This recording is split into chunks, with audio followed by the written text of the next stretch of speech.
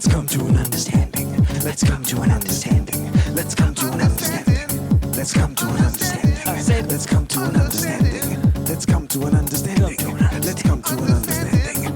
Let's come to an understanding. Let's come to an understanding. Let's come to an understanding. Let's come to an understanding. All right, and we're back. Welcome to Let's Come to an Understanding. Drew Picklyk, once again your host, with my co-host, the always lovely Amish Patel. How's it going, Amish? What's up, man? How's it going? Very good. We got a special guest, big special American. We got an American on the show. From New York. From New York. A special American. Special American all the way in New York. One of the most special Americans that's ever been. Really? Keren Margolis, everybody. Oh yeah, you're one of the most special Americans. It's like you, George Washington. Wow. George Washington Carver. I am special. Yeah. Oh no, you're the George Washington of this podcast for sure. Definitely. Wow, that's you guys. You need to step it up. We've had Canadians in America. We've had Ryan Long and Danny Polishuk on. Yeah, they're over there. From New York and Florida, respectively. And then Amish's cousin from India, he calls in. That's he likes to let us know what's going on. And then I'm making inroads with a YouTuber in Texas. He's got like 100,000 now. We've been doing like a podcast every 2 weeks. Okay. You always like to shout out his subscriber number, huh? It went up after I started doing it. After I started doing it, people said, and it crossed 100,000. Someone April sent me a text being like, hey, he crossed over 100,000 since you started going on. It's just a little thing. So, whatever. No big deal. Phenomenal. But I was just asking, Amish was a little late to today's episode. It's okay, though. That happens. It happens. I was here. You're busy. What are you going to do? But me and Keren were talking a little bit up top about what it's like on the ground in New York right now. Because New York, listen, from what we're seeing, we can't go to New York. The border's closed. We can't go even if we wanted to. Yeah. For like, I'm not what? It was supposed to open the end of this month, and then I think they extended it to August now. Is when the reopening? I don't really know. Honestly, my life has not changed. Your life has not changed? No. I just have completely adjusted to working from home, and comedy clubs are not really open. Like they kind of are, but like Stand Up New York is open on the Upper West Side and I live in Brooklyn. So it's like kind of a hike for me. I'm not going to Uber all the way up there, and I'm not going to take the subway because the subway is disgusting. So my life remains the same. Yeah, people aren't going to be taking public transport. They're saying in Toronto, TTC, there's like 10% of people said never again. Never again. Yeah, no, I've been working at home. I'm just getting used to working at home. I was in 2 writing rooms, and they were both on Zoom, so. Yeah, exactly. All my stuff has just shifted online, and there's no need to go anywhere. Everywhere I need to go, I can go in my neighborhood. Yeah, so Tinder's opening. I feel like Tinder's back cool now again. Like, you can. Everybody's on apps, yeah. Yeah, everyone's back on Tinder. Tinder's jumping right now. Tinder's jumping. I hear it. I hate Tinder's disgusting. What have you been doing on Tinder, Amish? You're back on Tinder? No, it's not disgusting for me because people don't just fuck me. I'm more like I got to go on a date. It's always wholesome with me, so nothing's disgusting with me. No, I'm just not like I'll fuck you on the first date kind of a guy. I'm very much like jump through some hoops. We can, No, not behaviorally, I guess, but I mean, Tinder's just where like it's just like the common denominator. App. Right. Okay. Like so you're everybody's on Tinder, right? It's like not. I prefer. So I have tried Tinder, Bumble, Hinge, and Raya, and of the 4 of them, I would say Hinge is the best one. Raya, no Jewish ones, eh? You're not fucking with that. No. Raya. No. Amish was trying to do J-Date for a while, but it didn't pan out. I would. I don't know. He got reported to the moderators. They do not take brown guys on J-Date. It's like they do. Oh yeah? 100%. Yeah. There's black and brown guys on there. Yeah. So you gotta be Sephardic. No, you don't. You don't have to be. No, you don't. No, you don't have to be anything. You don't have to be Jewish. Really? Yes. No, that changes everything, dude. It's secular. It's very modern culture, brother. Oh wow. Very open-minded people. Very modern culture. It's for Jewish relationships, I guess, but you don't have to be Jewish on it. That's so tacky to be like, oh, only R. Come on, you got to open that up, you know? Yeah, I mean, you don't have to. You know, But, not everyone does, but it's weird if some people are like, no one else is allowed. well, I think that they expect it to be self-selecting. Do you know what I mean? Like, if you're on there for a Jewish relationship, then you're only going to go for Jews. And That's a box you can tick off. so it's just going to police itself. Do you know what I mean? Like, people on JDate are there to meet Jews. Even the ones who aren't Jewish are obviously there to meet Jews. Yeah. Okay, and a lot of them are there just I to meet anyone. Yeah, like they're just like got all the apps, and they're like, JDate, that's another one. I'll do it. You know what I mean? Well, here's the thing. It's like there's a difference between wanting to meet people and wanting to find your husband now, or like your wife now. That's like not really what I'm trying to do. It's one thing to like see who's out there and have new experiences and meet people and just kind of like personally, like I think that there is a lot of value in like going outside your comfort zone. And I'm not like a dater necessarily. I always just fall ass backwards into relationships. So to actually make the effort to like be talking to people I don't know is like a big deal for me. So if I do that during quarantine, I'm like pushing myself on that front, then like, all right, why not? I don't need to be on JD. I'm not like trying to get married right this second. Right. You know? It's a lot of pressure. Yeah, it is. I don't know. I think it's you're not supposed to be meeting them. So I guess like to meet online. I guess a lot of people doing the meet online, but that to me is like it's like an interview. You know what I mean? Yeah, I'm like interviewing you for like. But Drew, what else are you gonna do? Like, there's like you can go to bars, I guess, or like to the. I'm working on myself. I'm working on myself. Fine, still work on yourself. It's not either or, you know. You're not like. You did a distance bike date. Did you do a bike date, Drew? Come on, spill the beans, man. Tell her. We were supposed to go on a bike ride, but it fell through. Oh, sorry. I'm sorry, dude. I didn't know that. Yeah, it's okay. So sorry. I thought you were hiding it or something. Maybe you should check in on me a bit more. I should have texted you about that. I should have texted you. Just said, hey, how's the date? Okay, cool. That happens. It's fine. It happens. Well, it's like, look, dude, if you're trying to date, you have to be online. You're not going to meet someone out. People are only hanging out with people that they already know. You're not going to, you can't really approach a stranger. It's like not done because there's still a pandemic. Yeah. Bars and restaurants are still mostly closed. Yep. So it's like everybody's on the apps, and now would be the time to like do a deep dive and investigate. Yes. I might get a Tinder Gold. I'll say it right here. I don't give a shit. Should, homie.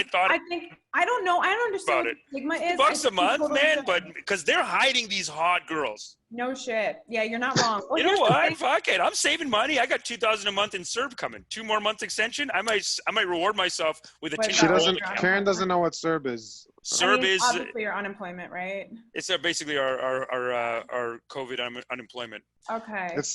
We get $2,000 a month from the government if you're not working during this. $2,000 a month? That's a lot, you guys. Canadian. Oh, that's $12.50. Didn't everyone in America get $1,200 US or no? Or is that not? Yeah, it was a one-time thing, and also their unemployment has been really generous with people. I'm not on it, but I have heard about that. People who are on it are like making more than they were making before. However, it's going to run out in a couple months, like in August. So because what is it? The federal government's giving an extra $600 on top of whatever the state's been providing. I think so, but I'm not on it, so I don't know 100%. But people have been making decent money, but you know, there's not any rent freezes. You still have to pay your utilities, your credit card bills. You can call them and they'll work with you, you know, like you can be like, hey, I've been affected by COVID and they have like special whatever, but like we haven't felt it yet.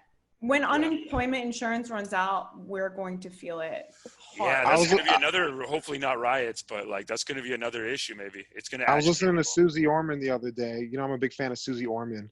And she was saying that like after all this is done, because everyone's been deferring their rent payments and everyone's been deferring their mortgage payments and been deferring their card and deferring their car and everything like that, it's all going to hit them at once and they're not going to know what to do. And that's when you're going to see the real economic crash happen. 100%. Everybody who's just been kind of like, all right, I'm treading water. I'm still going to, you know, go out and spend my money, have a good time while it's COVID. I'm going to distract myself. Like after that's all done, that's it. That's all.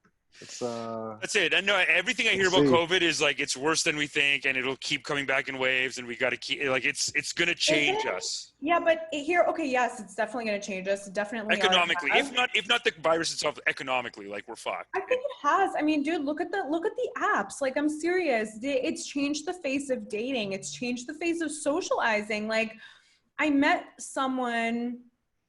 And which is weird already. So I'm like, should I do it? Like, we're still in the middle of a pandemic. I don't know. I don't know. And I showed up with my mask on because that's how I get the moral high ground, you know? So I can just be like, like, what are you doing? But it was interesting because as soon as you meet, you just like rip the masks off.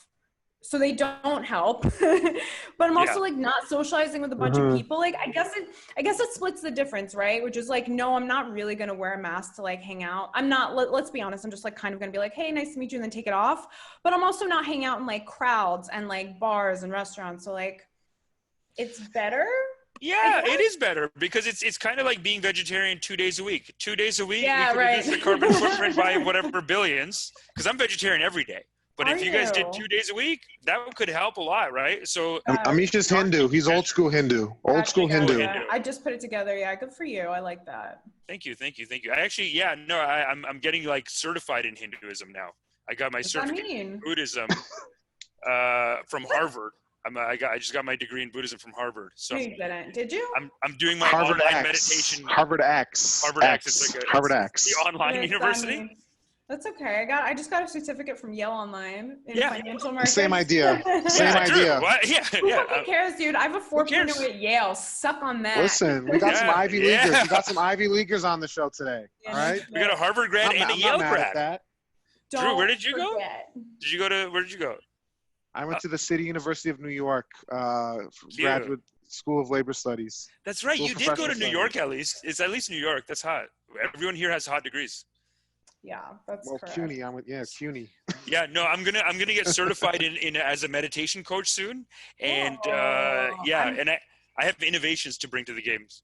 Amazing. I'm reading a book on meditation because I'm losing my mind and I can't calm down for my fucking life.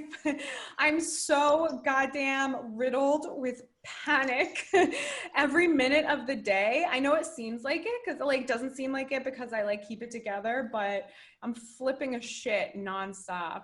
I'm reading this book called Full Catastrophe Living. Okay. Sounds Full very catastrophe heavy. living. Yeah, it's about mindfulness. It's like in like a medical way, like to get people to medically calm down. You'd be surprised. Like the oldest Buddhist, the highest meditation in Buddhism is loving kindness, and Sam Harris teaches that. It's very secular. Okay. And we kind of do. It's not religious at all. Yeah. It doesn't have to be religious, but I gotta say, like, I was talking to my cousin India about this too. We just both read up on what Hinduism really is. And like, it's a completely different operating system. Like, you know how here you get a lot more anxiety, I feel like, because God's like mean to you and judging you and like maybe watching you masturbate and stuff. In the East, you're God. You're God. Well, I'm just reoperating. What do you mean? What do you mean? Flush that out a bit. I mean, basically it's a different belief, I guess, and another thing that goes with it is in the West, people believe in original sin. In the East, they believe in original perfection. So it's you're talking about Christianity though, because Buddhist. It's not the same as Judaism. Like I'm Jewish. Oh, right. It's not an original sin culture, and it's not. There's no hell in Judaism, right? What? There's no hell in Judaism, right? There's no hell in Judaism. So it's not an original sin thing, and it's also not a wrathful God thing. Like the God of the Old Testament is mean, but the Jewish God is not. He did some fucked up things. So wait, Old Testament God is not Jewish God? I thought they were the same. God. Yes, he is, but it's not that the Christian like sermons and stuff are like very like hell and heaveny. Like Jews are not like that. We focus on like doing right in the present while you're alive now. So it's not it's what you're talking about Christian stuff specifically. So like, yes, it's in the culture, but it's not all of us, right? Like Judaism is actually kind of somewhere in the middle. It's more like the West, I'd say. I think the West is based on that. And a lot of people do say, like even in universities and stuff, that a lot of Western thought of how we operate. Like Christianity's in the bones of our culture a little bit, even though we're technically secular. It's part of our legal system and like stuff like that. So I feel like I was raised like a Catholic Hindu, where now I've read up on it. I know people that read up on their religion and they have to leave their religion because they're like, this is too much shit. I just learned about my religion. I'm like, this is a party now. I do whatever the fuck I want because I'm God and God is great and God came just for adventures. Like we're all just playing a video game. Have you ever read Stranger in a Strange Land?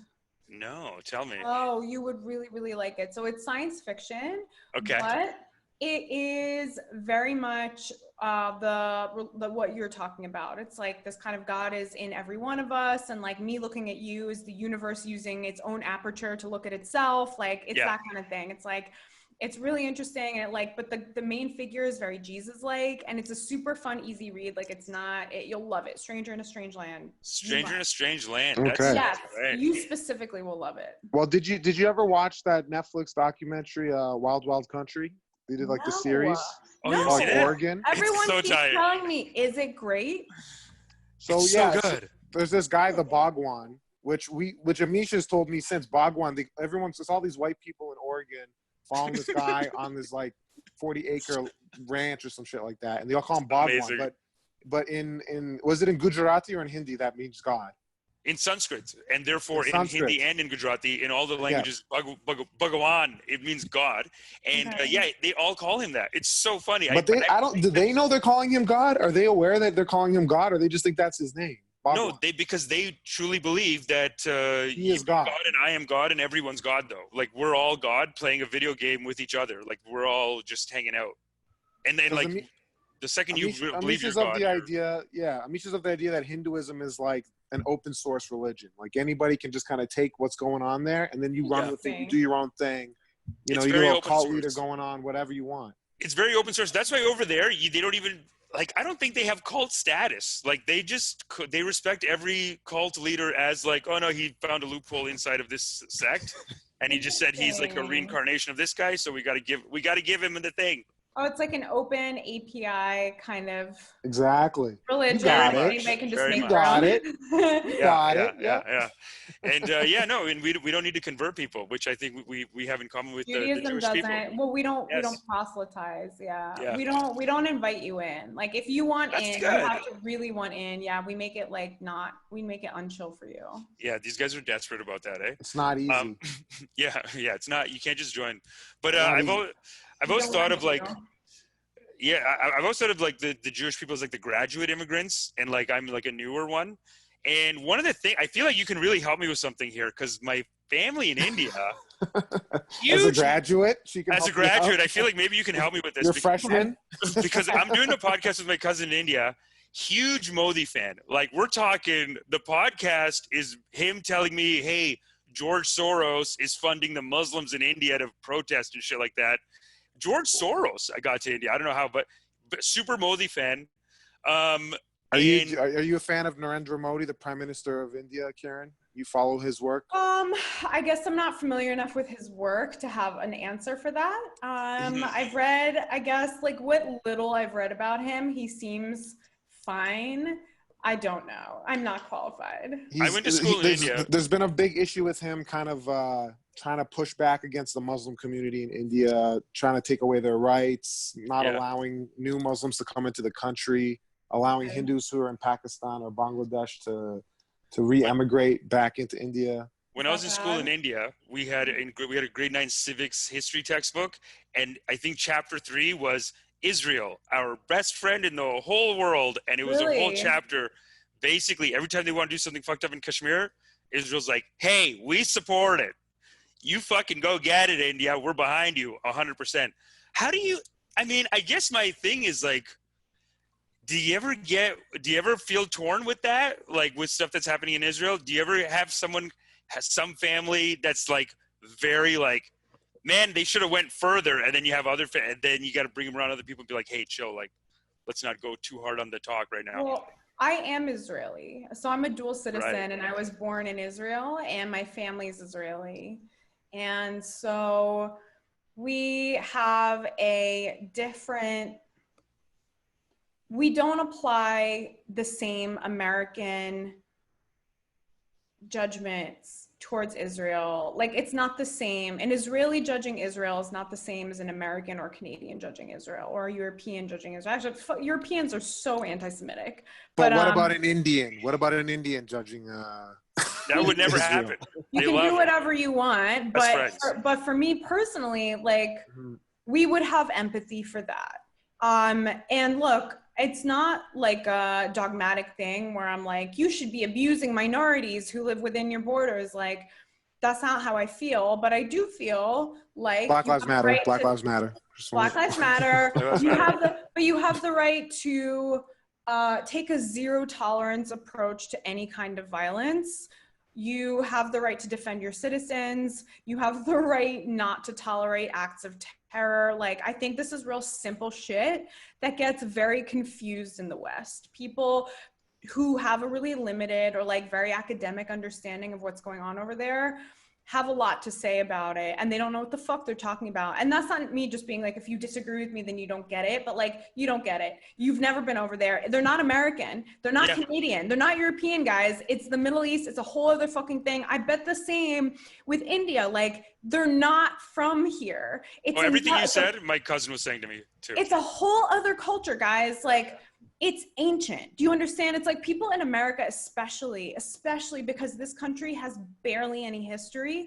This is a really new, young country. Don't have a concept of what ancient conflict means. So they don't get it. And stuff like India, Pakistan, Israel, Palestine, whatever the fuck happens in China or Asia or whatever, it's a little bit beyond the American cultural comprehension because we just don't have that. We have Black Lives Matter. We have recent conflicts we can understand now. So we apply that understanding. We go, well, let's see. The oppression of Black people was a goddamn fucking nightmare and a crime and a blemish against this country's history. It must be exactly the same over there. And it's not. Wow, true.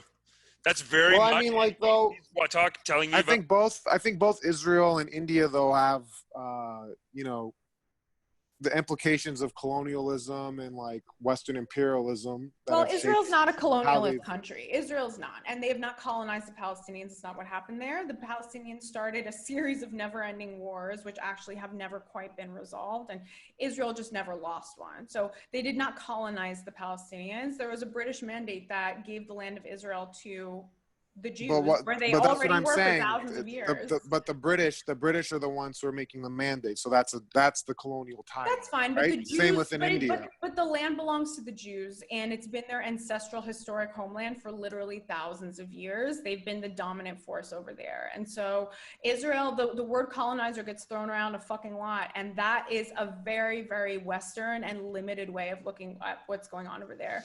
Israel's just not a colonizer. And to apply that, and I do have I support Black Lives Matter, but I do not support their conflating Black Lives Matter in America with Palestinians in Israel. It's not the same, and I don't support that. And that's why when I donate to other causes that support like Black Lives Matter causes. But I have a problem with that. It's in their charter or whatever, where they're like, we also, if you support Black Lives Matter, you also support the Palestinians. And like, I can't play that. I'm sorry.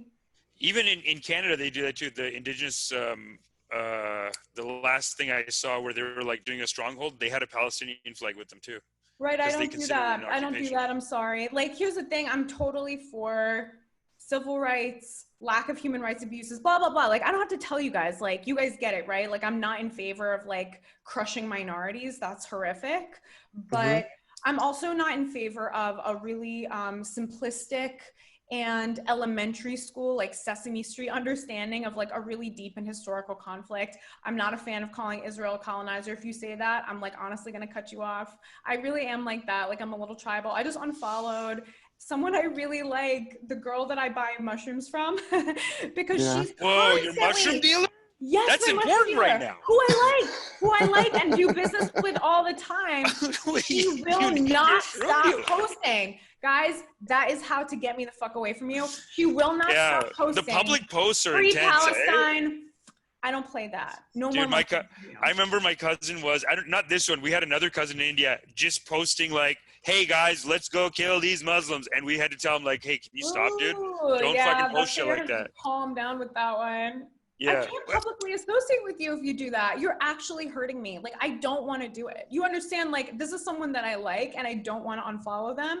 But the millionth time she posted Free Palestine, I was like, I literally can't support you anymore, honey. I'm sorry. Is she from there? No, she's American. She just has opinions like everybody. Fucking dumb opinions. Shut the fuck up. That is honestly, that's my cousin's favorite YouTube channel is this guy Sham Sharma. Same thing. It's just and they use the same terms. They're like Western liberals. Shut the fuck up about India. Fuck you guys. You don't know what you're talking about. You fucking lefty cocks with your George Soros billions. Shut up. You don't know Amish, what is this George Soros conspiracy that your cousin's been throwing your way? Okay, this is what I think, and you know that when I what is it called when you re-say something? My paraphrases are a distillation. When you paraphrase, when you embellish, I think when you do it's called embellish. Paraphrase, I think it's a distillation of the truth. From what I can tell with George Soros, and tell me what you guys know about George Soros. From what I can tell, he seems like a rich guy. Parents survived the Holocaust.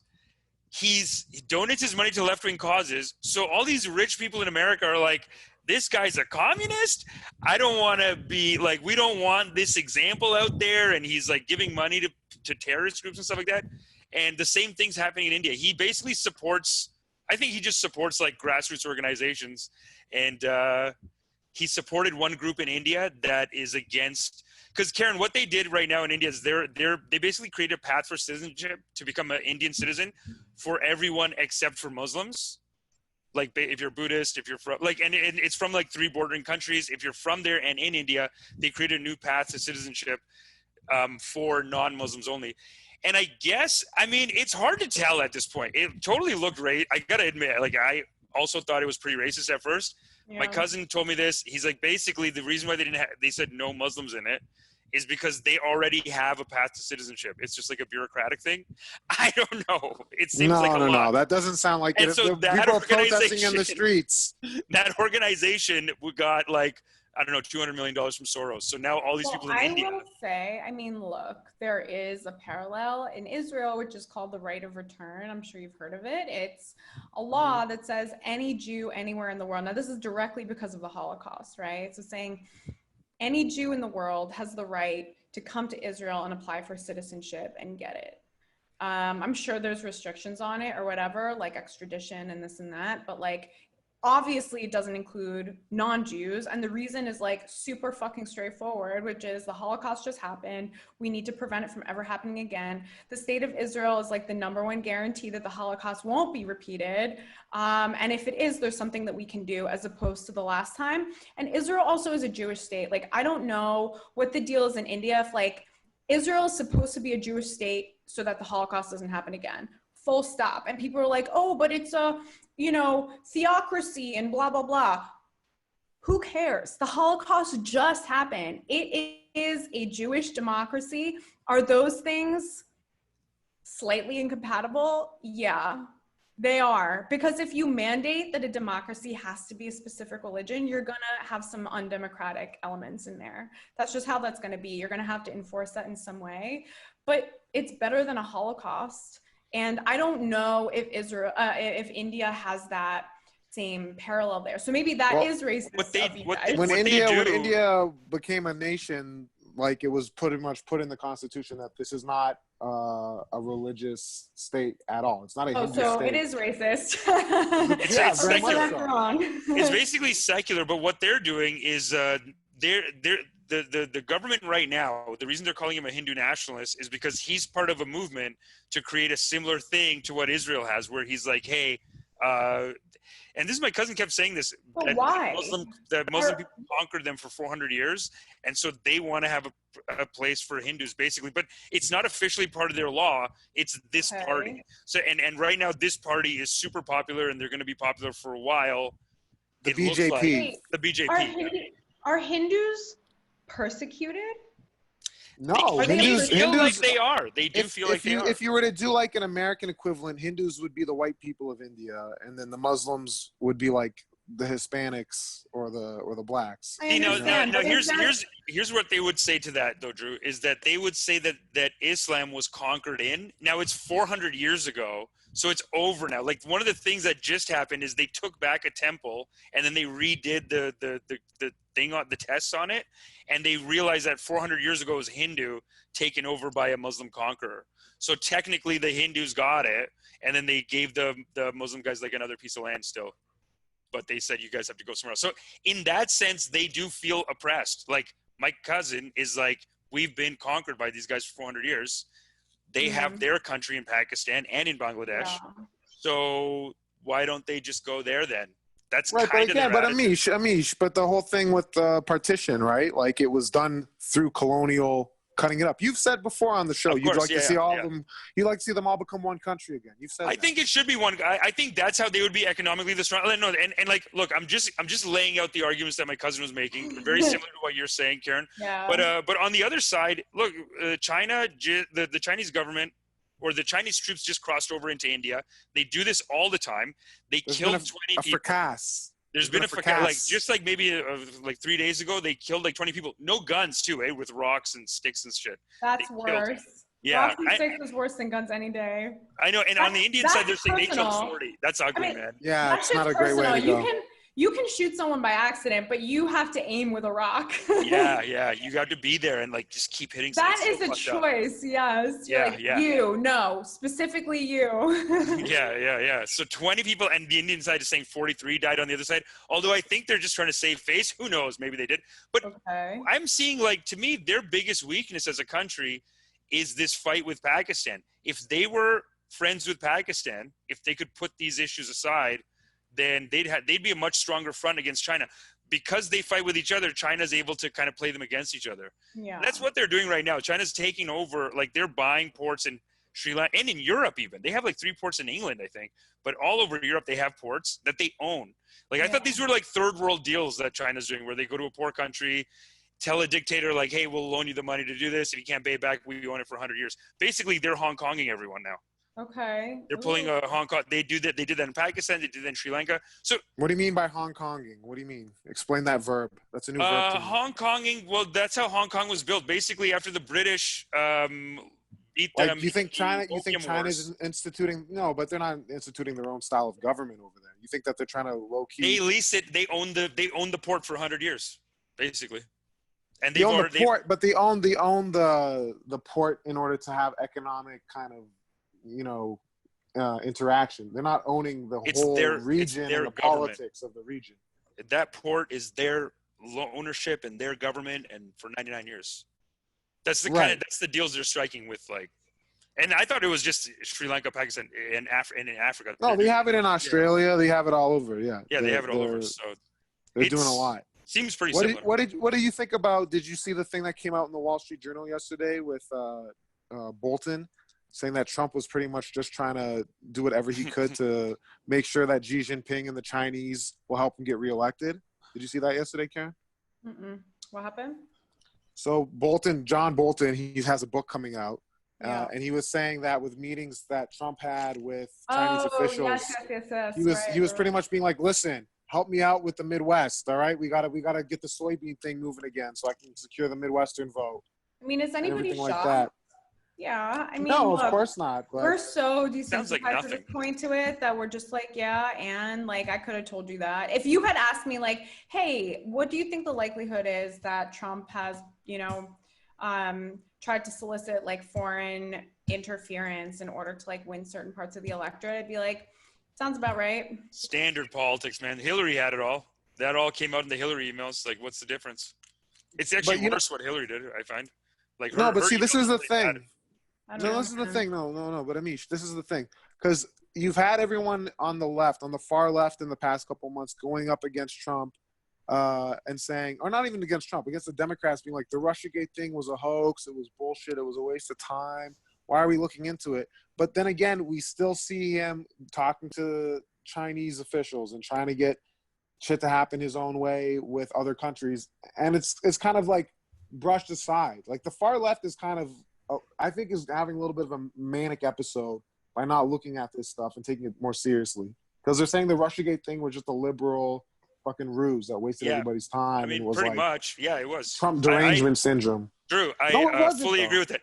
Hey, Karen, Drew's been stumping for Joe Biden. I don't know what this is about, dude.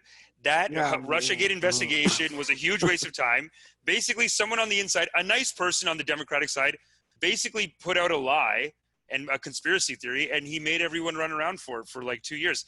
I thought it was a huge waste of time. I don't know. I mean, the Russiagate thing, yeah, it was technically a conspiracy theory, and it was. No, it wasn't. No, but there was evidence that. Okay, I don't want to get into it too deep, but there was evidence that that his administration they knew.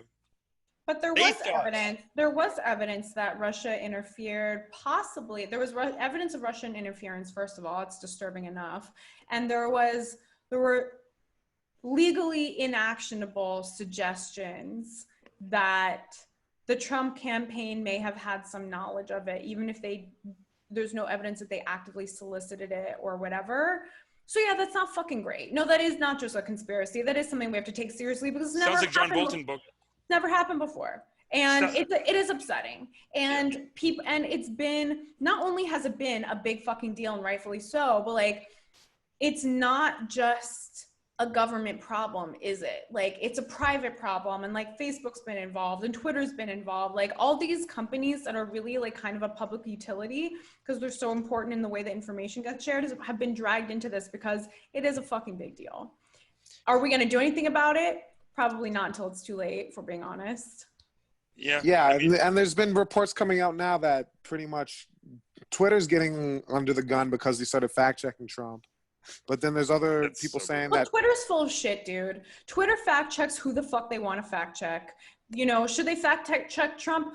I guess, but if they're fact checking Trump, they should fact check everyone, and they don't. They don't fact check people on the left. They just straight up ignore it. I find that to be hypocritical. You know, I'm left leaning, but I'm like kind of actually in the middle. So like, I don't have a ton of patience for that.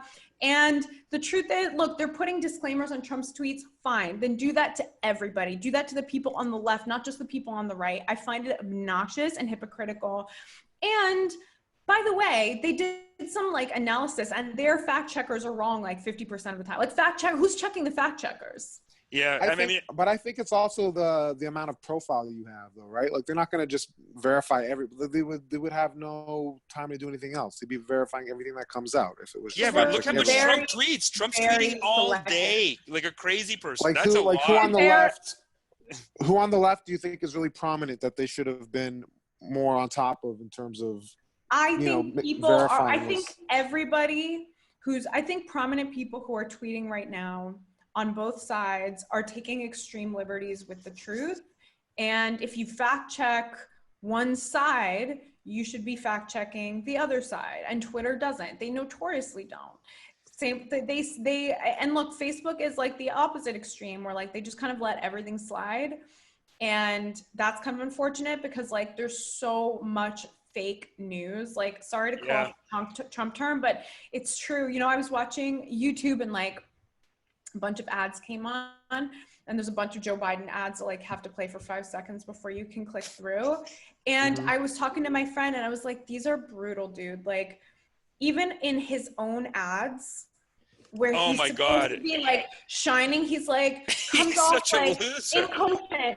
Okay, but because he's like, hi. He goes, hi, I'm Joe Biden, and I'd like you to join my campaign. I'm just like, oh my god, this was the best take. But what my friend told me is that there's fake Joe Biden ads out there making him look bad. Like, dude, that is so Inception. Yo, like, what a waste of money. His own ads make him look so bad. Whoever paid money. But that's my point. Amish, that's my point. You don't know if those are his ads. You don't know. They could be fake ads because they do make him look bad. And they're super don't know. Yeah, we just don't know. They have to go. This ad was endorsed from the Biden campaign. You have that little like disclaimer at the end, you know, when they do the bumper.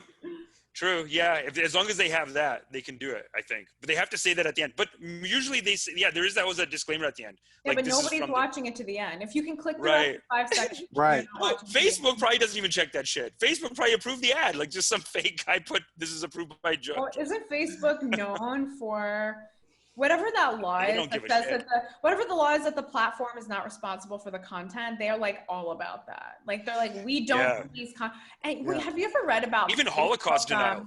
You can deny the Holocaust and they let that go unless it's a country where the country gets mad about it. Well, so even that's just like they kind of pick and choose that one. Like, if they're like, if we get in trouble, then we'll block a Holocaust denier. But if not, then we just let people do Holocaust denial. They let like a massacre happen. Like, there's another like in I think it was the Rohingyas, but there's basically one group. They always do stuff like this in India too, but like they basically one group said that a Muslim store owner was giving out these pills that made them like not have kids. This and was in Myanmar. They Yeah, kind of weren't moderating the content, and there was a rumor that got started. And there's evidence that's saying that led to the genocide. that led to the genocide. But they knew from the beginning, the people at Facebook, and the people at Facebook are like, yo, this is getting mad hits though. So they just wouldn't take it down. Okay. That's what they do. I thought that was on WhatsApp. Wasn't there a WhatsApp WhatsApp thing where like they're in India maybe, or was like these rumors were spreading and this guy got murdered? Because there was some rumor spread about him doing something and like it got around and people just like all came together and murdered this guy, and then like WhatsApp was culpable in some weird way. I think that happens like twice a week. But I don't know. I gotta look into that story. I don't know. Like the bigger genocide, but like the one guy dying, when I open my Instagram, I know it sounds like a joke. I open my Instagram, I'm on some Indian like Instagram channels that are like, I'm like every day, guys, every day, just some guys getting beat up on the street because he's not Hindu or he's not. Billion people. It's like there's a billion. It's 1.3 billion people in line. That's crazy. You can't. It's so hard. Or like the cops beating the shit out of people for like not following quarantine. So wait, Karen, did you go to any of the protests? Were you out there looting, or what were you doing? Protesting or looting? What was your style?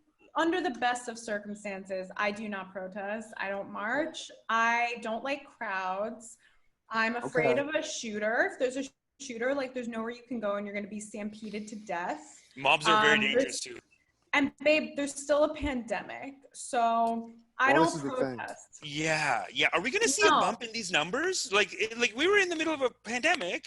We were quarantined, and then it started. I'm not against supporting it, but they're because I live in Brooklyn, Williamsburg. Everything just is right here, right? So, excuse me. So like, I can see protests whenever I want. They're down my street like every fucking day. Hey, so you were in the protests. Come on. You were in all of them. Well, I was standing on the sidelines. Have you guys seen those like videos of influencers like all dressed up holding a Black Lives Matter poster and have like going into the protest, having someone take a picture and then piecing the fuck out? That's like my Instagram. That's your I've seen even better ones where there were some influencers who thought it would be good to go half blackface, half whiteface in solidarity. No, nobody did that. No. There was one full blackface. A couple girls on Instagram did that. No, a couple girls. Oh, so you follow me. Nice to see him getting views, guys. Yes. Yeah.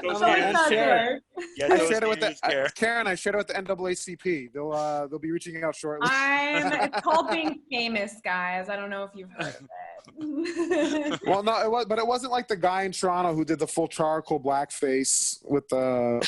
Did anyone find out what that guy's deal was, Amish? Does anyone know who that was? It's gone. He's so crazy. My friends are like, is he a comic? Is he a comic? Because he has a comic's energy. He does have a comic energy. I think he is. He probably is a comic in a Tobaco or something. That's a little open mic energy to bring to the protest. Very, very incel vibe. 100%. 100%. Very incel, yes. Very incel vibe. Like, who's your friends, man, that are gonna be like, yeah, dude, did it. You have one friend to tell you this is a bad idea. What I didn't understand was like, how did he get down there? Like, who took him in? Did he drive? Does he have his own car? There's no way he took transit. Like, how do you get that far? You think his parents dropped him? I mean, Uber's not exactly checking on whether or not you have blackface. Like, they'll just drive you wherever you want to go. Yeah. The driver might. The Uber driver is probably like, what? Dude, if you're like, homie, mind your fucking business. I'm going to give you a $20 tip. Just take me wherever I have to go. You think they care about your politics? Dude, I'll tell you this, when Trudeau did blackface, I'll tell you, the Indian community didn't give a Oh, yeah. They all said, hey, he loves us. Brown face. Yeah, how did you feel about that, brown guys? I didn't care. I have some friends that are like mad about it. I found that like brown, even my mom, I told my mom, and my mom's like, yeah, he loves us because he dresses up like us too. Yeah, like, if he's dressing up like us. Shout out. My mom takes it as a shout out. She's like, he's dressed up like us. He wants to be like us. They love us. Yeah, white people were very upset about that. Very upset. Well, there's a history that like my mom doesn't give a shit. Well, my whole take on that was, listen, Aladdin was Iraqi, so the Iraqi community really should have come out against Trudeau on that. Yeah. You know? That was the Iraqi I'm surprised they didn't say like, we're not that dark. Like they could have said something like that. They really we had a black? No. We had a black? No. Yeah, we freaked out over it over here. We like couldn't believe it. We love Trudeau. Yeah. We're like big fans of him over here. We're like, not our Justin. That's horrific. He's just a dumb though. But like my defense is more that he's a dum-dum than like a racist. Like he's just an idiot. He's a rich kid. He's like clearly not a racist, right? Like he's like a dumb rich kid. He doesn't know anything. He just does what people tell him. He's like, it's like a dynasty, right? Like aren't the Trudeaus like a dynastic family? They're like the Kennedys. They're like the Kennedys. And I'm glad it's a left-wing one where the son's a pussy, not like this Donald Trump. Because Donald Trump, same thing, rich kid. But Trudeau is like a soft, like he's just getting us this CERB money, that monthly 2,000. He's just getting that out there. He did like a 50% female cabinet. Everyone flipped out about that. Like that's going to destroy the whole country. Hey, Amish, better than Donald Trump. Yeah. Did you see yesterday in Parliament, Jagmeet called one of the Bloc Québécois MPs a racist and got kicked out? He got kicked out of Parliament, yeah. This is inside baseball, guys. What is Karen, that? Karen, have you seen Jagmeet sing, though? You're going to seriously I don't know who that is. So Jagmeet if you thought Trudeau was hot, you got to get a load of Jagmeet. Ooh, Trudeau is hot. Trudeau is hot. No. Jagmeet is on another level. Turban, and you know what? There's a little bit of cheating. He's got like a tall turban, and like he's got a good look. He's a beautiful man. Yeah, I'm going to see if I can share a screen with you. This guy is sexy, man. Really? You're going to get way more than Trudeau because he is like a real man and a self-made man. You know what I mean? No offense to the Trudeau fans out there. 100% I know what you mean. But Jagmeet Singh grew up in a family where his dad, I think, was an alcoholic and passed away. So Jagmeet Singh had to take care of his family from when he was a kid. And he's Sikh. Amish has a big love for the Sikh community. Of course. Amish is Gujarati. What would be the American analogy between like someone from Gujarat? It's a state in India. Gujarat is a state, and then where are the Sikhs mostly in Punjab? Okay, Punjab. Yeah, Punjab. So what would be like the American equivalent? Like would it be like the Midwest versus the South? Would it be like California? Are the Sikhs like Californians? No, it's different, man. It's so different. Like Karen was saying at the beginning, you can't do the equal comparisons. I'm trying to help Susan. I'm trying to give her something here. But they make all the music. They make all the cool shit. Like they make the music. and we're talking about a small population and a new religion. But I find that the smaller religions, I was always very impressed that Jews are what 20 million. But you know what I mean? The numbers are low. But when your numbers are low, the community is strong. It comes together. They work hard. So we were talking last week. A lot of these Sikh temples, the day that COVID hit. The next day, they were like, we're a food bank, 800 meals a day. Bam. Wow. And they had a system in place. Well, Sikhs are like notoriously community oriented, aren't they? Like, don't they like let strangers in? They'll like always feed you. Like they have a reputation for being like different than Muslims. This is Jagmeet. Look at this beautiful man. Look at him. Okay, we're talking. He looks like a Marvel superhero. Right? Look at he's jacked, man. He took care of his brother. He was like 15. I think he had to just take over his family, and he is a beautiful man. Yeah, look, he's gorgeous. Like built. Jesus, he's got a hot wife. Hot wife. See, this is like the corny, like this is like the real estate photo. Like he is a lawyer. Yes, he has a very, the real estate. Yeah. Even his corny photos type. Look, right. He's very like middle America appropriate. Is that his wife? I think so. That's his wife, yeah. She's gorgeous. Oh my God. He's like the hottest Sikh ever. Yeah, this guy's hot, dude. And like at a time like this. Can I see his wife a little more? I want to see them together. Let's see wife. Drew texted me like last week saying like, hey, have you seen Crystal Ball's husband? Drew, remember you texted me? You're like, have you seen Crystal Ball's husband? I'm like, yeah, I looked that shit up right away. As soon as I get into celebrity, I want to see who they're banging. That's one of my rules. Amish has this theory. Stunning. They're a gorgeous couple. Oh my God. Wow. They are so beautiful. This guy's going to be the prime minister and he deserves it. And he deserves it. He's going to be the prime minister. That is so pretty. Oh my God. Yeah, I can see why people love him. He is so marketable. Oh my God. They are stunning together. Yes. No, I don't know him or his politics, and I'm his number one fan. Because Brampton, man. Brampton representing. Brampton West. That's where I grew up in the thing that he was in. Oh, she's so pretty. Yeah, good for them. They look happy. They're doing great. Amish, do you want to run down your tens and sixes theory for Karen? Oh my God. What, the tens who love sixes? The tens who love sixes. Amish is a strong believer in this theory. I found that there's always a market of like tens who love sixes. Like sometimes in what gender? But what does that mean? Girls maybe both. Yeah, girls. Yeah. What do you think? What data are you working with? His life. It's his life. That's what he's. It's me. True? Yeah. Like if I wait long enough. Can I say something that's politically incorrect? Tell me. Go ahead. Because you're brown, you get graded on a curve, so you're above a 6. If you were a white guy, you'd be maybe a 6, but because you're brown, bumps you up like a point. Does it? Because in the why is that? Because you're exotic, but you're not. You have you're just foreign enough without it being gross to white people. Does that make sense? Like you're not. You don't like. Look, I'm going to tell you something. I'm going to tell you something from my heart and honesty, and I mean this. And I'm just telling you the truth. The Indian accent, like a thick Indian accent to white American ears or white Western ears, is hard to take.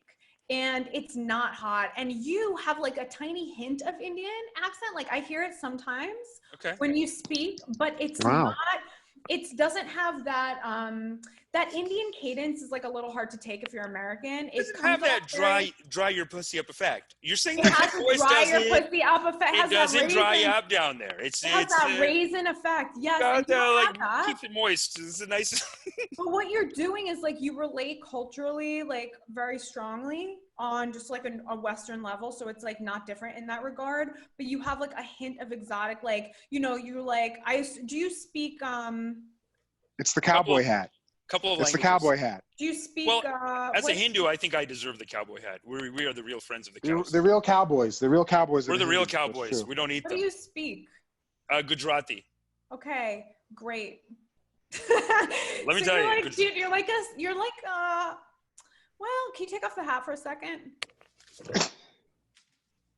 I say you're starting at a 7. Do you have a 7?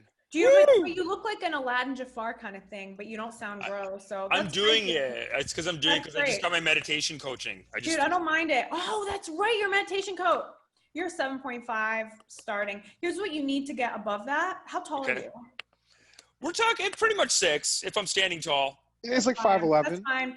Here's what I'm gonna say for you. Number 1, wear a boot with a chunky heel, not a high heel, but like wear a boot with a sole. That's a good point. I can't believe I'm not doing that. Dude, 6 foot easy. Don't wear on Tinder. They advertise these like flats in there. They advertise on my Tinder now. They advertise like, hey, just get a little slip in for your shoe. So you ever get that? You know, I got one from my friend. Dude, really? Why? Okay, here's a secret. The short discrimination is insane. Some of these guys. You're not wrong. No wonder they're so cranky. I don't swipe on under 6 feet because now in real life it's different. If I meet someone who's under 6 feet, it's okay. Like I could be attracted to someone, but on an app, because it's not a person, it's just a picture. You're literally swiping through a catalog and there's thousands of people. I'm not looking for reasons to say yes. I'm looking for reasons to say no. So I'm like, okay, no. Here's what you do. It's something called confidence socks. It's like a lift, but it's like a sock and it's like this thick. You slip it on, then put on your socks and put on your shoes. Make sure you put a boot with a chunky sole. So it's like a manly boot. Yeah. That's going to boost you up, dude, 2-3 inches. That's a huge advantage. That's everything. And it's everything, dude. Who even cares about your face? If you're tall, you have to have a good face, but you have a pleasant face. You have a pleasant face. You're exotic enough to make it interesting, but not to make it gross. And here's the missing component, dude. If you want to like absolutely crush with abandon, you need to get rich. Oh, right. Okay, cool. Okay, gotcha. If you're a successful meditation guy, plus you've got all that going on, plus you boost your height by a little bit, like, you know, the difference between like getting laid a lot and not getting laid a lot is like millimeters. Like it is. It's actually, people get really depressed being like, oh, I have to change everything. No, the differences are these small shifts and the aggregate of them is huge. Are you watching Queer Eye? You watching Queer I Eye? watched every season of Queer Eye. I'm So obsessed with good. Queer Eye. Yes, So inspirational. Oh my God, stop. Don't even And start that's with what the me. show is. Don't even start with me.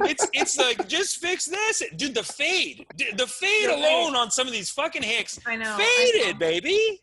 I know. Just You're fade preaching sides. to the choir, You just dude. got to do one of You're these. That's it. Drew, you're looking tight right now. I went to this Dominican guy yesterday. He gave me this nice little line. Very See the sexy. line? I like the line. I actually really like it. Yeah, well, flavor thrown in there. I was gonna. When I say helps. flavor, it's racist, but yeah. I was gonna mention it earlier, but we were talking about like. But it's good. We were talking about like really heavy racist shit, so I didn't mention it before. You know what I mean? Like in the middle of. I totally get it. Like, we're talking about genocide or something, and I wanted to be like, "Yo, that's a sexy fade, though." But. Yeah, dude, you just need to be like a little bit expensive looking, and it goes really, really far. Yeah, like the tiniest bit of polish, like getting a haircut every like 2 or 3 weeks, not letting it go too far. Like, dude, that's women notice. You think we don't notice? Oh, yeah. We notice if your nails are groomed. We notice if you floss your teeth. Like, God do is all great. those little things. Yeah, make sure that your hairline is tight. Like, we notice. That's it. Yeah, no, girls are so generous, man. Let me give you one more hot tip. Come here. Please. Impeccable posture, not just when you're thinking about it, but like this is what, okay, girls notice your posture every time she looks at you. It's making a huge impression on her. So I'm Take notes. I'm gonna demonstrate a little bit. So I met this guy. Please. I met this guy and he was cool. You know, I've met a few people and I hate it, like, you guys, like, I love you guys, but we're not dating. Like, I hate everybody. Like, I meet someone, I'm just like, oh, what a, like, we have no chemistry. What a fucking waste of time. Like, I don't care about you. Anyway, I met this guy. He was cool. It's like, all right. We talked for a little bit and had drinks, and we would like walk around, and every time I would look over at him, it wasn't just good posture. Men who have good posture do this thing I've noticed, where they almost like puff their chest out. Like, he was wearing a backpack. So imagine wearing a backpack. And he would just like kind of puff his chest out and like have his backpack. Like, dude, it was the most attractive thing. Every time I looked over at him, he was standing like super straight with his shoulders like actually back, head up. And I was just like, every single time I looked over at him, I was like, that is a great way to stand. Like, so sexy. Every single time. You have to have like, dude. I'm literally, that's how I go to 6 feet. I with shoes, if I'm good posture, I'm 6 feet. It's really aggressively attractive, and it's so hot. masculine. If you're like towering, your posture is great. It's aggressively sexy. Years ago, I was in a Home Depot. It insinuates like confidence, right? It's like like a subtle it's a subtle confidence. And sort of a really, it's a subtle dominance, right? Like no one wants to be browbeaten or yelled at or told what to do, but a woman wants to feel like you're gently in the lead, right? Like you got it. Like if you're like, oh, okay, we're just gonna go over here, or like, here's my plan for us or whatever, she'd be like, oh yeah, this guy clearly knows what he's doing. And it's not, and it doesn't have to be explained. Like if you have to be like, trust me, I know what I'm doing, it's over. Soft. Yeah. Besides, you want her to be able to have those behaviors. Like the other night when I met the more masculine you are, the more feminine they can be, basically. Totally. But like I was cold and like he gave me a button-down shirt and I was like, ooh, like I wasn't the one standing super straight because I was cold and like we're walking around. So it just made how he was physically arranging himself like stand out more. And it was like a very masculine, feminine thing. And it's like, look, I'm not a pussy. And he wasn't some sort of like domination, like whatever, like G.I. Joe, but it was just subtle enough that it actually sort of changed the tone of the interaction. And out of the people that I've met, he's the only one I would see again. Yeah, and I've dated girls who have done like some freak shit with me. Some very like submissive, like in bed, like some submissive freak shit. And the cause is like one of my first girlfriends. Wait a minute. Who's the submissive freak? You or them? No, them. Oh, okay. Like it was a girl that like, I remember when I was in my 20s, early in the dating career, I would have to be like, please, can you do this? Yeah. Can you like do this in bed, please? And they're like, no, whatever. But then if you have like show some masculinity during the day, it almost gets rewarded at night. Like you're a big strong man today. 100% does. You're a big strong man today. So that's the thing. If you catch on to that, it means two things. Number one, you get it, and we want you to get it. It's a subtle way of us checking to see if sex with you will be good. If you get it in other interactions that are not sexual, we're like, oh, he gets it's like all foreplay, like the day's foreplay, even look, a woman wants you to have some experience. Like, we want to know you've done this with a few people before and you know what you're doing. Like, I'm not trying to have some guy with no history, who doesn't know what the fuck he's doing, doesn't know how this works, is trying it out on me. Like, go work it out on somebody else and get to me later. That's like a boy thing to do. And I want you to just have it figured out like a man. It's beautiful. Also, I'm like a little older than you guys, so my patience wears thin. Oh, no. I think you and Amish are about the same age. I think. Probably same age as me, and that's great advice. I think that's great advice. And like, yeah, I remember a couple of years ago, my I don't want to say who it was, but like just like some guy. I don't want to say the name. I don't want to out anybody. No, but I remember like he wouldn't do stuff like this, and then he's just so bitter about women, and he's just like, oh, they don't respect you unless you're an asshole, or they don't like you if you don't do this. We can smell it on you. Oh my God, if you're bitter against women and you're like, okay, bitch, like let me see what you've got. Nah, it's already over. I don't have to prove, first of all, you know how many options even an ugly woman has? Like, we don't have to prove anything to anybody. If you're sitting here like, I don't like women, but maybe you can be the exception, hard pass on you. I'm not proving anything to you. You can go fuck yourself, go work out your issues in therapy, and then we smell it. We smell the resentment. And you know what it is? It's needy, and neediness is unattractive. And if you need someone to help you resolve your woman issues, it's so gross. Yeah, and sorry, go ahead. No. But if that guy had lifts, Karen, would that maybe change it? Like I said, attraction is an aggregate of small things. So like if you put on a pair of lifts, which by the way, I totally condone, like, and if you get called out on it, do you guys know what I actually look like? Like, do you know what girls do to just be in public, like on a minimal level? Like, throw on a fucking pair of boots on a lift. Like, get over yourself. This isn't my natural hair color. This isn't what my eyelashes look like. These aren't my original lips. My nails don't come in bright red. Like, this isn't real. This isn't real, guys. When I have a following, I'm going to do a Kickstarter for a hair transplant. I'm just saying it right now. You don't I can't have wait. To because you're Indian, so you don't have to do that. No, I don't have to. White guys have to do that. Black and brown guys don't have to do that. Interesting. Really? You think people of color can get away without the hair more than white guys? No, I didn't say people of color. I said black and brown people. Yeah. Okay, so Chinese guys, bald Chinese guy, no, doesn't work. No. Bald doesn't Korean. work. Bald Not white so much. guy barely works. I mean, can it work? Yeah, but it's usually. What about a Jason Statham? What about like a Jason Statham, Michael Chiklis kind of bald? I don't know who Michael Chiklis is, but Jason Statham, that's fine. But he's also like extremely handsome, accomplished. So beautiful, very beautiful in the face. Very beautiful in the face. And he's rich and famous. Yeah, there's a different kind of like value. It's these little things. But Karen, have you seen Elon Musk's dating life? Can we do something for Elon Musk? This man is working his ass off for humanity. He has been with 2 girls that just cheat on him. I think the second girl like he hit just had him. a baby. He just had a baby. I think Grimes. So we saw a documentary Canada's with him. own. He has a Canadian baby. So we saw a documentary with him where the girl in it, first of all, they got a divorce because I think she left or whatever, and then he remarried her, and then I think they got a divorce again, and you guys, I'm not the one. Like, do you know I'm still in love with someone that I've broken up with like 5 or 6 times. Like, I'm not the one to judge that. It happens. Totally get it. It happens. Sometimes breaking up with someone is such an intimate act that it makes you love them more. I know that sounds really wild. I know people listening to this are going to be like, no, that makes sense. No, that makes sense. But there's something about a breakup that's super intimate, and that in the aftermath of the breakup and like right before the next reunion, you have this sort of openness and permissiveness that you didn't have when you had the full weight of the relationship on you, because you're not in a relationship. So you can like be really honest with each other, and it's so hot and so beautiful. I totally get it. And you know what?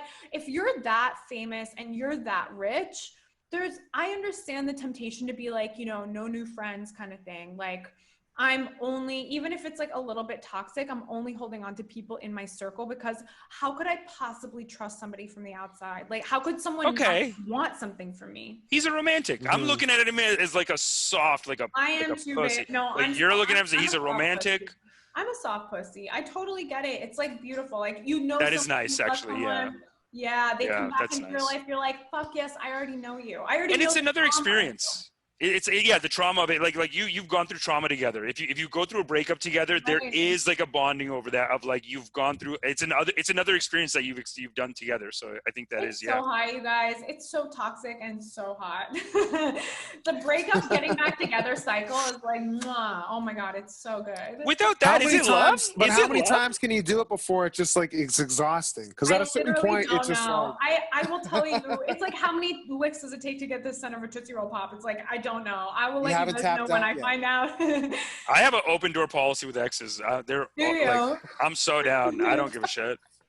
I'm so down. Like I'm always like a rebounder. Shocking. That's shocking, Amish. I wouldn't have expected that. Hey, I like a rebounder. I like a rebounder. It's just wild and crazy. That's kind of cool because it means that you're not bitter or vindictive or vengeful. Yeah. Because you're not trying to punish someone by being like, that's it. You're out of my life forever. You're like, whatever. We bang once, we'll bang again. It's good. You know what? Fine. It's good to keep everything in play. Yeah.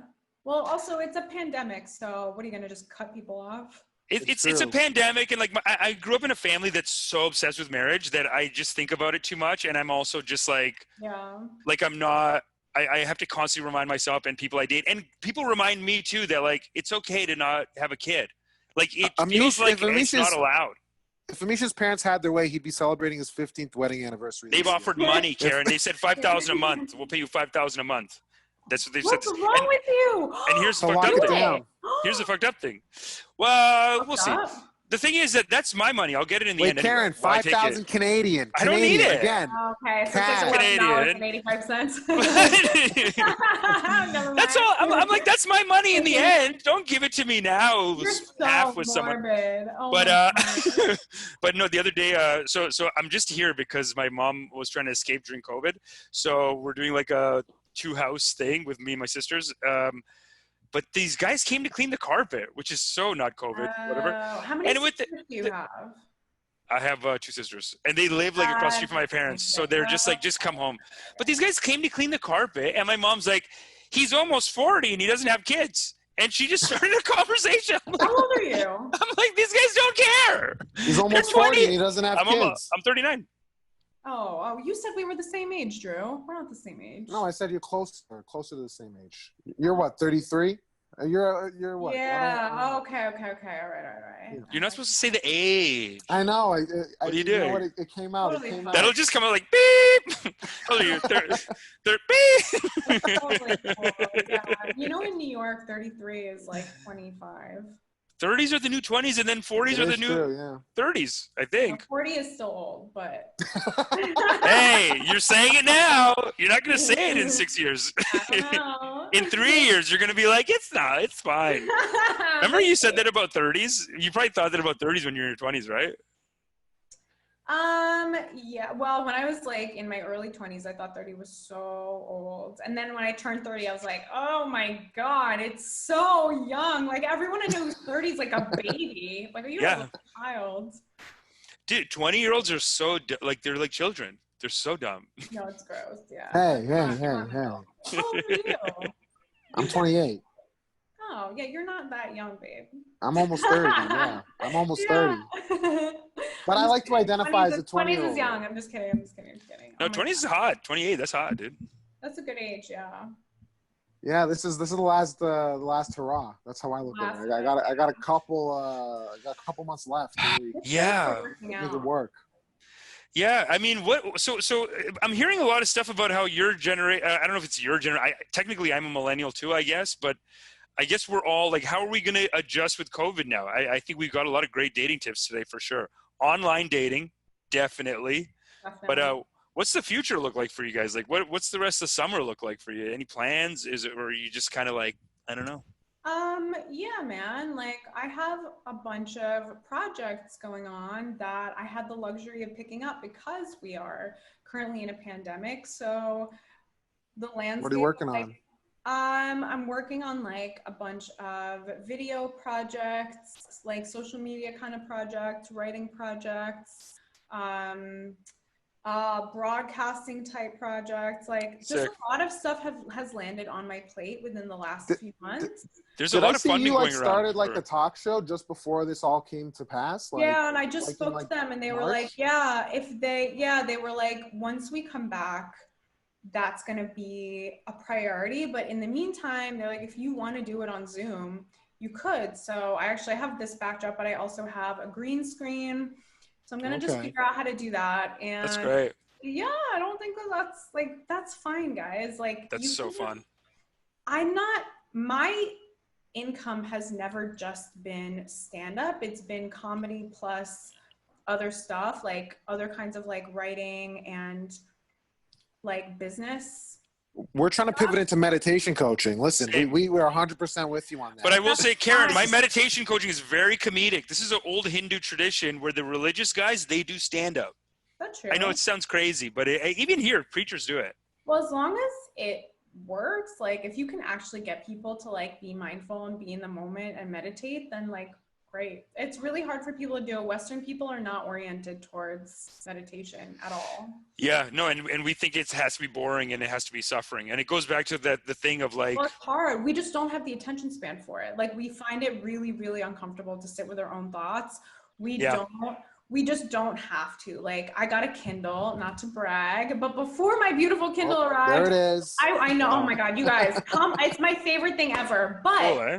Yes, but before this, like I think reading you get like a free pass, but like before this I would have Netflix on constantly, YouTube on constantly, on the phone constantly. Like I just hated to sit there in the quiet with my own thoughts, and this is like transitioning me into like being a human being.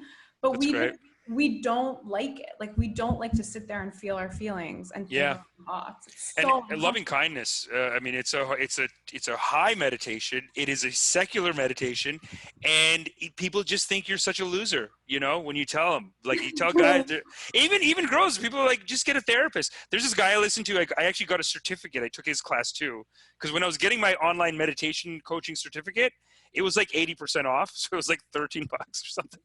But then these other two guys had their classes. And one guy's book, it's called Whatever Arises, Love That. And it's just like 2 hours. So deep. He's doing bits. This guy rips 2 hours at a time. Like he does like speeches, whatever. It is comedy-ish. Like he's making fun of white people, basically. Because he's in like Portland or something. He's making fun of all these like, hey, you guys are like sad because of your weird, like, you know what I mean? Like your therapist issues. But he's essentially doing like a loving kindness meditation. It is the kind of thing though, if I send it to you, you'd be like, just get a therapist then, you know? I mean, I do both. Right. I am in therapy. You can do both. I just started this week because I was like, fuck it, man. Like, let's spread the burden of my feelings around to other people who have to care. Like my friends can only take so much. I'm like doing therapy. I'm working on this mindfulness thing. Like you can do all the above. That's totally fine. Yeah. Different tactics. Yeah. What do you think of therapy though over the Zoom? I feel like it's like impersonal a little bit with the therapy. Yeah, but what do you do? But it's a pandemic. I know. So like, just do it. Yeah, get over yourself. I mean, it's like, look, we're hanging out now. It's not horrible because it's on Zoom. It's actually totally fine. I think it's great. Fine. This is good, but if I was telling you about like my trauma when I was 7, you know what I mean? I don't know if I want to do it. Hey man, I've been doing yoga like this. It's been Dude, that's great. Real particular. Yeah, it's totally fine. We figured out how to do everything. I did a Zoom comedy show. It was fine. The Zoom comedy shows are good too. Yeah. They're fine. This is what it is. Like, you have to get over it a little bit. That's like being like, oh yeah, I totally want to hear about your day, but like, I can't do it over the phone because it's weird. Like, I really have to do it face to face. Like, why? Just call your friend up over the phone. Like, you're not really missing anything. You can tell someone, how many times do you talk about your personal problems to your friends? It's the same thing, but actually more personal because it's like a video chat. Yeah, it almost forces you to... Yeah. I guess you're right. For me, it's just with therapy, I think it's like a very intimate thing. So to do it with this kind of remove, for me, for whatever reason, I feel it's a little bit like, especially paying for it. I'm like, you're like, I'm not paying for Zoom, eh? Yeah, I'm not exactly. Like, I want you in the room. I want to look at you because I usually size up my therapist. I'm like, are you paying attention? Are you? So you're not going to take my online meditation class? Yeah. So you're saying you're not going to enroll in my online meditation class when it comes out? Is that what you're saying? I thought I would get a free. What is this? You're charging me? That's more where I'm coming from. Oh, so if it's free, you'll do it. You'll do an online thing. 100%. Amish, I'll support you. Anything you do for free. I think everything's just going to go online. It's like where's the like my niece is not going to go to school until maybe September. Yeah. Like, this year's done. Dude, And Yeah. maybe 100%. September. Well, speaking of school, Amish, have you heard this one thing? Speaking of school, Carleton University wants to tear down the racist Gandhi statue. Racist Gandhi statue at Carleton. How do you feel about that? Yeah, Gandhi. Yeah, a lot of people. I mean, he's a complicated figure more than we think. Like the Indian government and like people spent millions of dollars making him into like a perfect person, which is what we think of him today.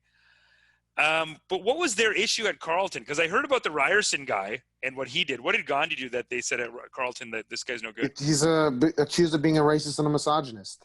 Well, he wouldn't get on the train. Okay, so I remember in South Africa, they made him sit in the back train, and he wrote a letter to the government being like, "Hey, we're not black." Like he did something like that in South Africa before he came to India and he started stuff over there. Now in India, I mean, I think he hit his wife. Who knows? I don't give a shit about statues. I don't care. I mean, if it's a historical thing, leave it. Because what do you think about Churchill? The Churchill statues are getting like small dick energy spray painted on them, on Churchill statues. Which I think is that's like, the right move. How do you feel about that, Karen? To me, that's a little more clear. Whereas Gandhi, it seems that we go weird. Like, why are they taking down Gandhi though? Sorry. Yeah, I don't know enough about the history of Gandhi and or Churchill. I think, look, if someone like, if it was before like 7 months ago, they're gonna have some problematic shit.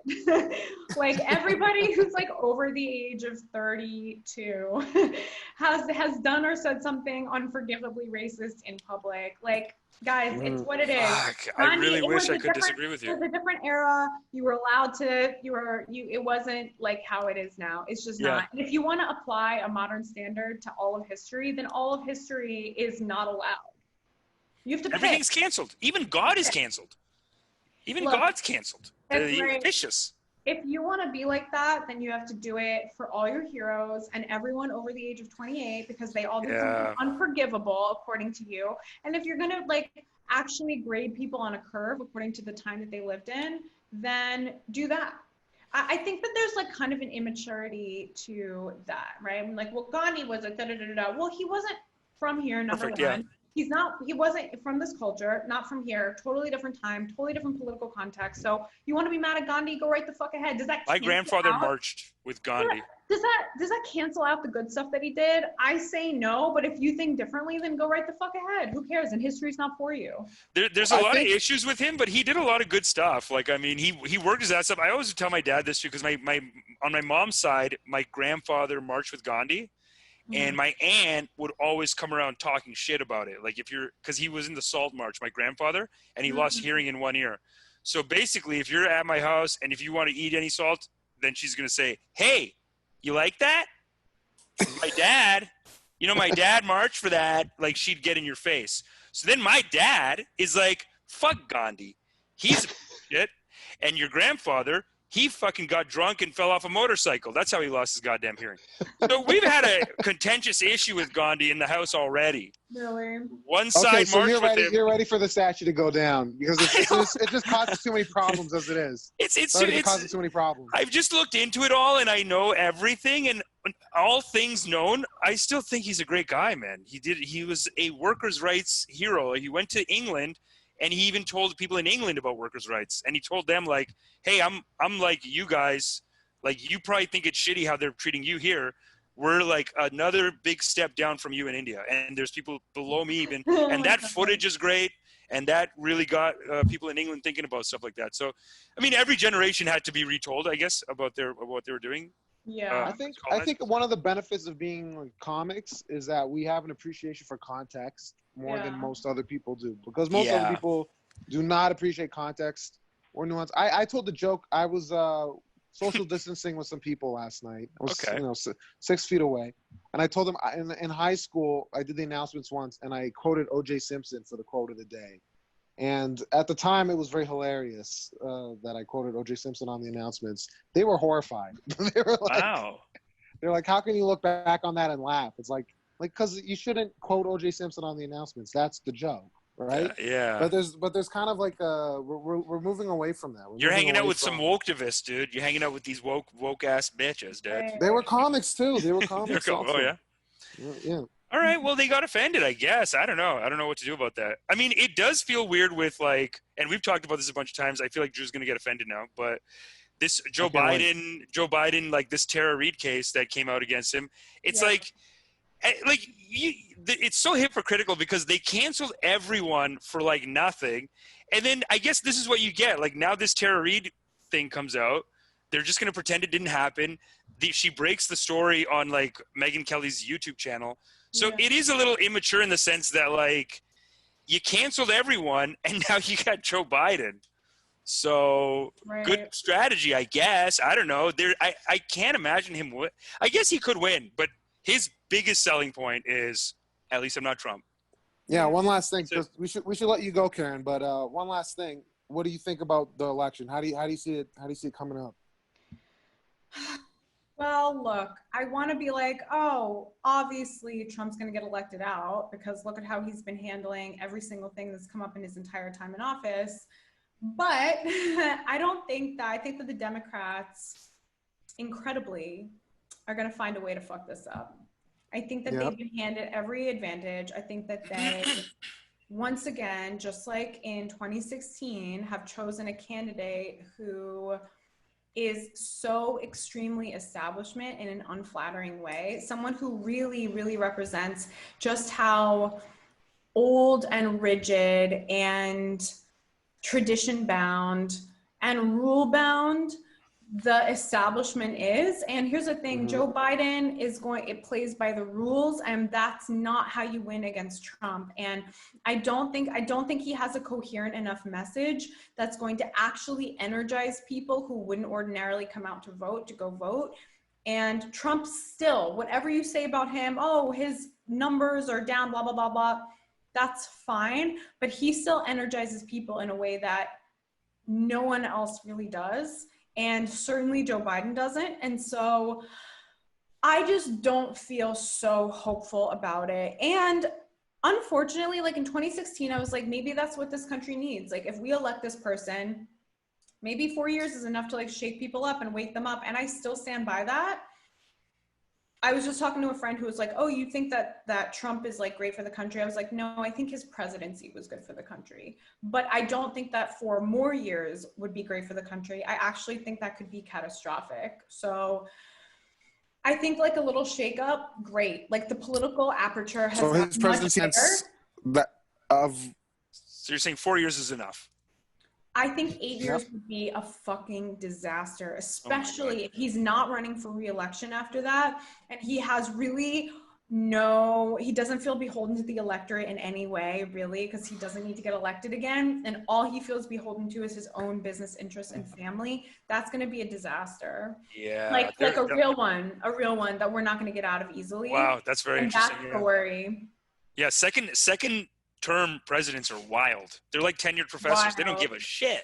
They don't care. They are don't give a shit. Fuck you, everyone. Fuck yourself. They don't give a fuck. Yeah, no, that's 100%. Very true. And Joe Biden with the stupid fucking rhetoric. Oh, it has to be a woman. My VP has to be a black woman. Why don't you just make it someone who's really qualified, and then you have all those considerations secondary, because you're fucking shooting yourself in the foot. Middle America, that might not be. What if it was a black man? Like, why are you doing that? Why pigeonhole yourself before you've had think tanks tell you what the best possible candidate for election would be? Well, also when Charlemagne brings you on the show, like he literally went on the show and did the opposite. It was supposed to be like, hey, we're gonna go on this black show and endear you to black people, and then he just went on and said, if you don't vote for me, you're stupid. Like, what the fuck was that interview? It was like the biggest shooting himself in the foot. He's old, dude. He's old, and it's like, I get it, but like, Trump's old and acts and is like kind of a rebel, like rule breaker. Joe Biden is like your dad. He's your old fucking dad. He's your dad's dad. And that's not really compelling. I got to tell you. That's not sexy for you? That's not sexy on some level? I'm gonna vote for whoever the Democrat is because he's pretty fucking tall. I was looking for some hope on the sexy dad front, but not even you're saying, Karen. Nothing. He was 4 years ago. 4 years ago. Now he's into senile zone. He can't even do sexy. He's out of Gray Fox territory. I'm so sorry to say this. Like, I'm so sorry to say it. I'm really not trying to like be on the Biden. Like, I'm not trying to be overly critical. It's so upsetting to listen to him talk, and you're like. You know, when people were like, I question his sanity or like his mental competence, I was like, all right, you guys, fucking calm down. Everybody just wants to like, but if you actually listen to him talk, and I've spoken to doctors and stuff who are like, yeah, we're not so sure. And I'm like, guys, that's not good. Can we please get someone under 80 to run for office? Please? Come on. Get another person.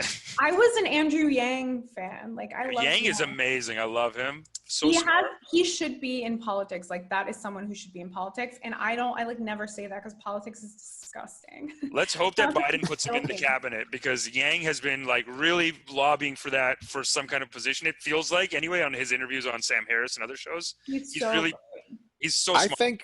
I think the best case scenario that we get is that enough people are motivated against Trump this time around in a more active way than you had in 2016, that they push him out. Because I do think that he energizes, but he energizes in both ways. And hopefully it's just enough in the other direction at this point. We'll see, dude. But young people don't vote. Young people don't vote. Yeah. As a wild third theory, sorry, Karen, go ahead. I was going to say just a quick one. I think Trump could be ramping up for a military coup as well. He's getting very violent. Very like.